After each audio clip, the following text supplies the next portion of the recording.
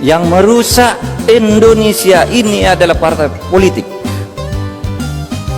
Bung Karno.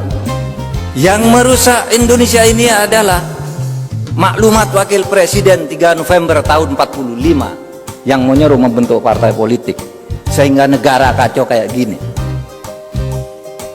Oleh sebab itu kemudian Presiden mengeluarkan dekret Presiden untuk menyelamatkan Indonesia, menghentikan kontroversi soal Piagam Jakarta dan Pancasila dan sebagainya. Maka Bung Karno menyatakan membubarkan konstituante, membentuk MPRS, DPRS dan DPAS, dan kembali ke Undang-Undang Dasar 1945. Nah, di situ timbul kontroversi sudah mulai terhadap partai politik ini. Saudara, waktu itu kita agak marah kali ya. Waktu membaca sejarah itu, kok begitu ya Bung Karno ini. Partai politik hasil pemilu dibubarkan. Yang berhak memberlakukan undang-undang dasar bukan presiden, itu seharusnya konstituante. Lalu ditulis di sejarah ketatanegaraan kita, Bung Karno melanggar konstitusi sehingga dijatuhkan pada tahun 66. Tapi saudara, kalau saudara lihat kehidupan partai politik sekarang ini, rasanya Bung Karno benar. Partai politik suka ngaco itu. Ya kan, itu yang dilakukan oleh Bung Karno. Lalu kalau enggak negara ini pecah. Dulu kita maki-maki Bung Karno setiap penataan P4, demokrasi terpimpin di salah. Lalu sesudah saya jadi menteri ini tahu, oh iya ya, Bung Karno ini enggak salah kalau dibiarin kayak gini, enggak dilawan, enggak ditreatment dengan tegas, negara ini bisa hancur, saudara. Kalau zaman Bung Karno dulu kehancurannya mungkin pertentangan ideologi, sekarang bisa karena persoalan korupsi dan ketidakadilan. Nah, itulah sebabnya saya katakan, saudara sekalian, jadi kita ini, saudara sekalian,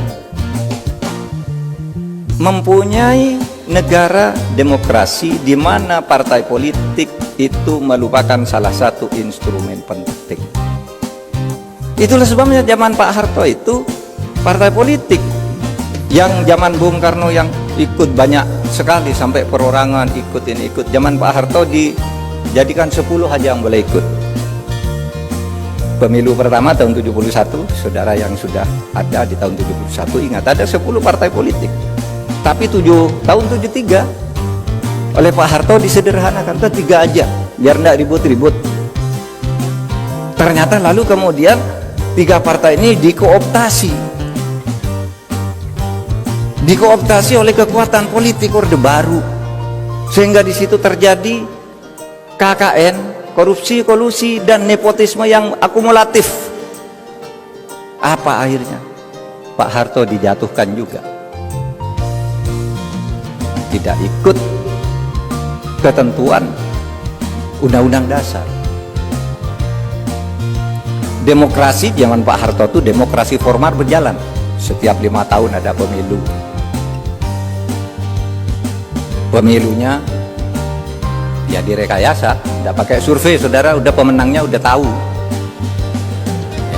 Kalau sekarang ini kan asik saudara, jangan salahkan situasi sekarang ini. Survei besok yang akan menang Anies, besok yang akan menang Ganjar, besok yang akan menang Prabowo. Nggak apa-apa, survei dulu nggak boleh. Besok yang akan menang harus Pak Harto, harus Golkar. Kalau dulu, mari sadari wahai bangsaku, jangan terlena, asik santai saja. Masa kau tak tahu atau tak mau tahu? Kau berpura-pura dan kau tenang-tenang saja. Kini Indonesia sedang tak baik-baik saja.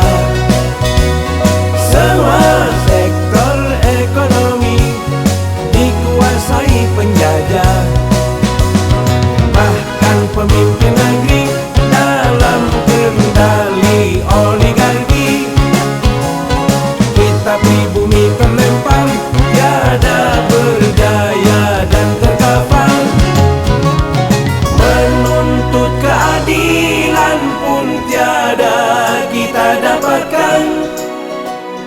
karena penguasa di dalam kendali mereka. Rakyat tak berdaya, terigu